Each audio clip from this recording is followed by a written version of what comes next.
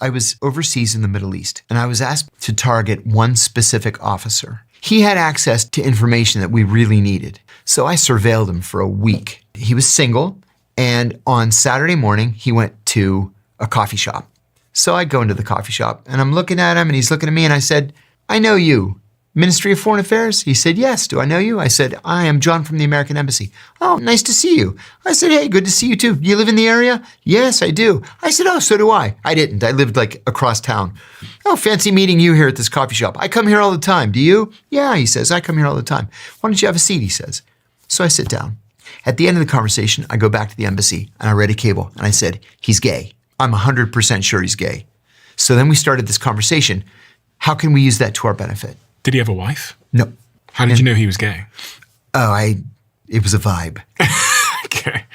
Headquarters says, we want you to pretend that you're gay. I said, oh, come on, you guys. No, we really need the information. You got to pretend that you're gay. I said, okay, I'll do it for Uncle Sam. So I call him and I said, hey, I have 2 tickets to this show and I was hoping maybe you'd be free. Maybe we'll grab some sushi afterwards. He said, yeah, I'd love to. So we go to the show. He thoroughly enjoyed it. And we go for sushi afterwards. Then we go out again. And he says, why don't you come over to my place some night and I'll make dinner. I said, great. So I go over to his place. He made a lovely dinner. And then I thought, well, I have to invite him to my place. So I told my wife, you're going to have to get out. So she left. I made dinner. I removed all the pictures of us together. And we had just gotten married. So we had our wedding picture up and everything. At the dinner, he leaned in to kiss me and I instinctively backed off. And he said, oh my God, I'm sorry. I thought you're gay. And I said, oh no, I am gay. I'm not into hairy guys. And he's like, oh, okay. I said, I'm sorry.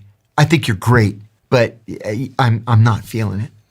So we remained friends. And in the end, he gave me the information because we were friends.